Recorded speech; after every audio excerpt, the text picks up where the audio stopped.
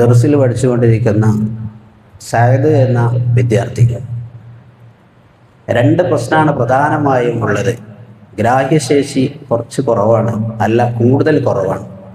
അതോടൊപ്പം മെമ്മറി പവറും കുറവാണ്. അപ്പോൾ കുട്ടികളുടെ ഇടയിലൊക്കെ ഒരു വിഷയം പറഞ്ഞാൽ മനസ്സിലാകാത്ത ആളാകുമ്പോൾ എല്ലാവരും ഇങ്ങനെ ഒരു പൊട്ടനായിട്ടാണ് കാണുന്നത് കുട്ടനെ. മാത്രമല്ല എല്ലാവരും മണ്ടൻ എന്ന് പറയുന്ന ഉദാഹരണമായിട്ട് സയദ് എന്ന് പറയുന്ന അവസ്ഥയാണ്.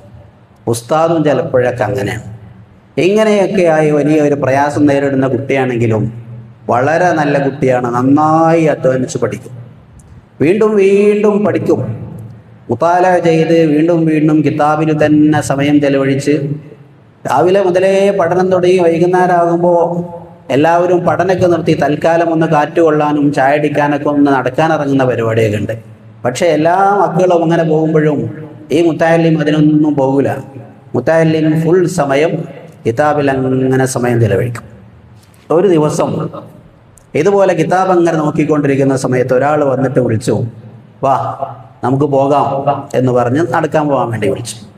അപ്പോൾ ഈ കുട്ടി പറഞ്ഞു, ഞാനില്ല, ഇങ്ങനെ നടക്കാനല്ല, മാലിസൈരി ഹുലിൽഖന, അങ്ങനെ നടക്കാനല്ല അള്ളാഹ് നമ്മളെ പഠിച്ചിട്ടുള്ളത്, പഠിക്കാനാണ്. മാത്രമല്ല ഫുൾ ടൈം ഞാൻ കിതാബുമായി സമയം ചെലവഴിച്ചിട്ട് പോലും എനിക്ക് കിതാബ് ശരിക്കും മനസ്സിലാവുന്നില്ല, തിരിയുന്നില്ല. പിന്നെ ഈ കിട്ടുന്ന സമയം ഞാൻ നടക്കാൻ ഇറങ്ങിയാൽ പിന്നെ എങ്ങനെ കാര്യം മനസ്സിലാവും? അതുകൊണ്ട് ഞാനില്ല. ആ ക്ഷണിക്കാൻ വേണ്ടി വന്ന ആൾ പോയി. കുറച്ച് സമയം കഴിഞ്ഞതിന് ശേഷം വീണ്ടും അയാൾ വന്നു, എന്നിട്ട് പറഞ്ഞു പോകാം. അപ്പോഴും ആദ്യം പറഞ്ഞ മറുപടി പറഞ്ഞു, ഞാനിങ്ങനെ നടക്കാൻ ഇറങ്ങിയാൽ എനിക്ക് ഈ കിതാബൊന്നും തിരിയില്ല, ഞാൻ എങ്ങനെയെങ്കിലും നോക്കട്ടെ, മാക്സിമം ഞാൻ നോക്കിയിട്ടും എനിക്ക് ഉദ്ദേശിച്ച അത്ര ഒന്നും മനസ്സിലാവുന്നില്ല, തിരിയുന്നില്ല, എൻ്റെ ടൈം പരമാവധി ഞാൻ പഠിക്കാൻ വേണ്ടി സ്പെൻഡ് ചെയ്യണം എന്ന് പറഞ്ഞ് അയാളെ വീണ്ടും മടക്കി അയച്ചു. കുറച്ച് കഴിഞ്ഞപ്പോൾ മൂന്നാമതും അയാൾ വന്നപ്പോൾ എല്ലാവരും മണ്ടൻ എന്ന് വിളിക്കുന്ന ഈ കുട്ടിക്ക് ദേഷ്യം പിടിച്ചു. ആ കുട്ടി പറഞ്ഞു, നിന്നെക്കാൾ മണ്ടനായ ഒരാളെ ഞാൻ കണ്ടിട്ടില്ല, മഹാറായിത്തു അബുലതമേക്ക്, നിന്നോട് ഞാൻ പറഞ്ഞില്ല 2 പ്രാവശ്യം എനിക്ക് ഇങ്ങനെ കിതാബ് നോക്കിയിട്ട് തന്നെ മനസ്സിലാവുന്നില്ല, പിന്നെ നടക്കാൻ ഇറങ്ങിയാൽ എങ്ങനെയാ മനസ്സിലാവുക?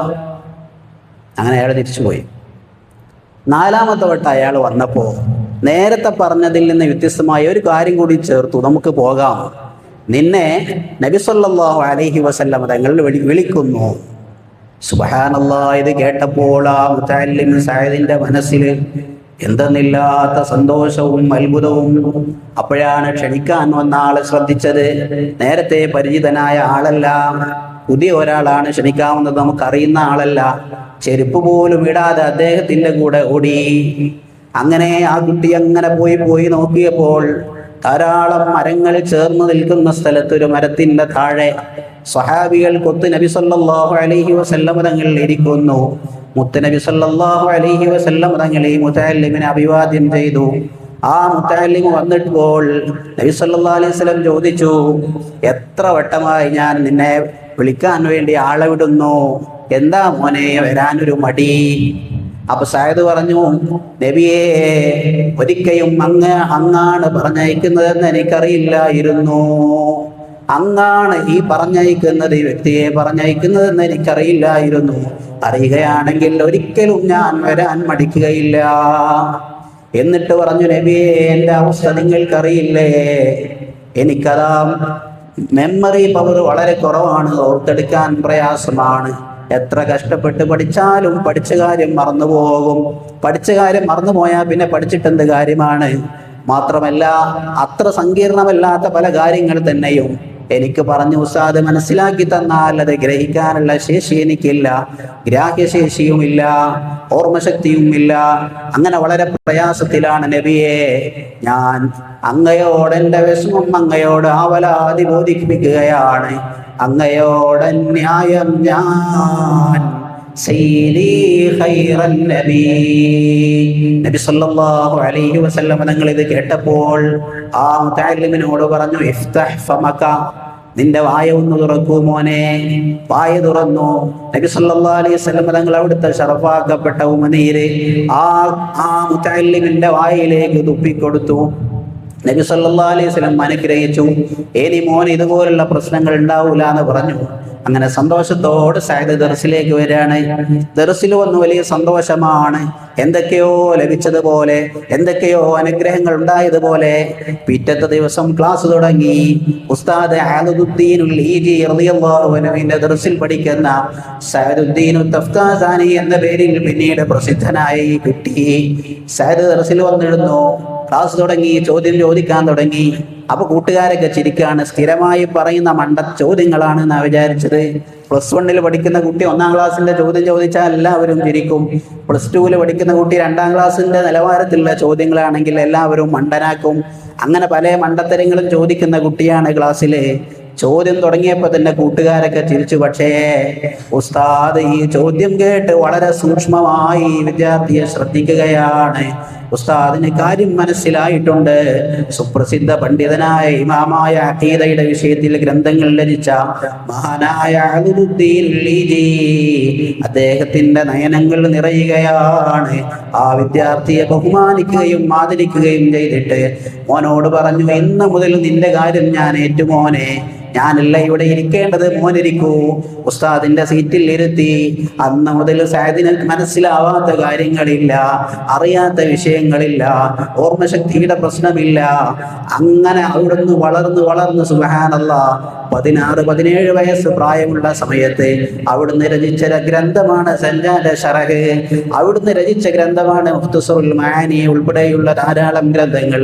നമ്മുടെ നാട്ടിലൊക്കെ 8-10 കൊല്ലം കിതാബ് പഠിച്ചിട്ട് അവസാനം പഠിക്കുന്ന കിതാബ് സഅദുദ്ദീനു തഫ്താസാനി റളിയല്ലാഹു അൻഹു രചിച്ച വളരെ ശക്തമായ സങ്കീർണമായ വിഷയങ്ങൾ ചർച്ച ചെയ്യുന്ന ഗ്രന്ഥങ്ങളാണ്. അത്രയും ഉയർച്ചയിലേക്ക് സഅദ് എത്തി.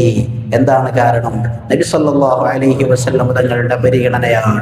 വിശുദ്ധമായ റബീഉൽ അവ്വൽ മാസം വരുമ്പോൾ മനഃപൂർവ്വം ഞാൻ ഈ കാര്യം പറയുന്നത് നബി സല്ലല്ലാഹു അലൈഹി വസല്ലം തങ്ങളുമായുള്ള ബന്ധം സ്ഥാപിക്കാൻ, അവിടുത്തോടുള്ള സ്നേഹം വർദ്ധിപ്പിക്കാൻ, മുത്തുനബിയെ സ്വീകരിക്കാൻ നമ്മുടെ വീടുകൾ ഒരുങ്ങണം, ഓഫീസുകൾ ഒരുങ്ങണം, കടകൾ ഒരുങ്ങണം, അലങ്കരിക്കണം.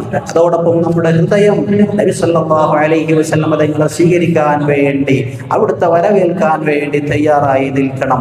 അങ്ങനെയാകുമ്പോഴാണ് ദുനിയാവിലും ആഖിറത്തിലും നബി സല്ലല്ലാഹു അലൈഹി വസല്ലം തങ്ങളുടെ ശഫാഅത്ത് നമുക്ക് ലഭിക്കാൻ. നബി സല്ലല്ലാഹു അലൈഹി വസല്ലം നമ്മുടെ ദുനിയവിയും ആഖിറവിയുമായ വിഷയങ്ങളിൽ അവിടുത്തെ വഫാത്തിന്റെ ശേഷം എത്രയോ വർഷങ്ങൾ കഴിഞ്ഞതിന് ശേഷമാണ് സഅദുദ്ദീൻ തഫ്താസാനി റളിയല്ലാഹു അൻഹുവിന് ഉറക്കിലല്ല, ഉണർവിൽ അതിനുള്ള അവസരം ഉണ്ടാകുന്നത്. അതുകൊണ്ട് മുത്തുനബിയെ സ്നേഹിച്ചവരെ ആരെയും നബി സല്ലല്ലാഹു അലൈഹി വസല്ലം ഖായിബാക്കിയിട്ടില്ല.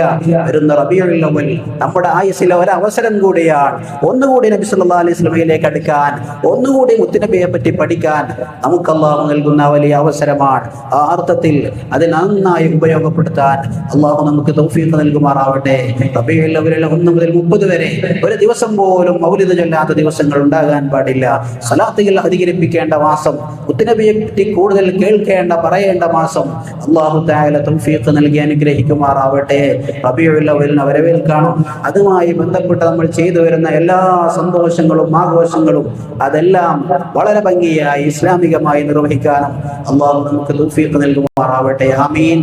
മാതാപിതാക്കൾ, ഉസ്താദുമാർ, സ്നേഹജനങ്ങൾ, ഇഷ്ടജനങ്ങൾ, സ്നേഹിച്ച സഹായിച്ച നാം സ്നേഹിക്കുന്ന നമ്മെ സ്നേഹിക്കുന്ന മുഴുവൻ ആളുകളോടൊപ്പം നാളെ നബി സല്ലല്ലാഹു അലൈഹി വസല്ലം തങ്ങളുടെ ജിവാറിൽ ഒരുമിച്ച് കൂട്ടുമാറാവട്ടെ. സ്വർഗത്തിൽ മുത്തുനബിയോടൊപ്പം പ്രവേശിക്കാൻ നമുക്കെല്ലാവർക്കും അല്ലാഹു തആല തൗഫീഖ് നൽകുമാറാവട്ടെ. അവിടുത്തെ ഹൗദുൽ കൗസർ നൽകി അല്ലാഹു അനുഗ്രഹിക്കുമാറാവട്ടെ. ഖബറിൽ നബി സല്ലല്ലാഹു അലൈഹി വസല്ലം തങ്ങളെ പ്രദർശിപ്പിക്കപ്പെടുമ്പോൾ മുത്തുനബിയാണെന്ന ആവേശത്തോടെ പരിചയപ്പെട്ട് മനസ്സിലായി തിരിച്ചറിഞ്ഞ് മലക്കുകൾക്ക് മറുപടി കൊടുക്കാൻ അല്ലാഹു നമുക്കും നമ്മോട് ബന്ധപ്പെട്ട മുഴുവൻ ആളുകൾക്കും തൗഫീഖ് നൽകി അനുഗ്രഹിക്കുമാറാവട്ടെ. ആമീൻ.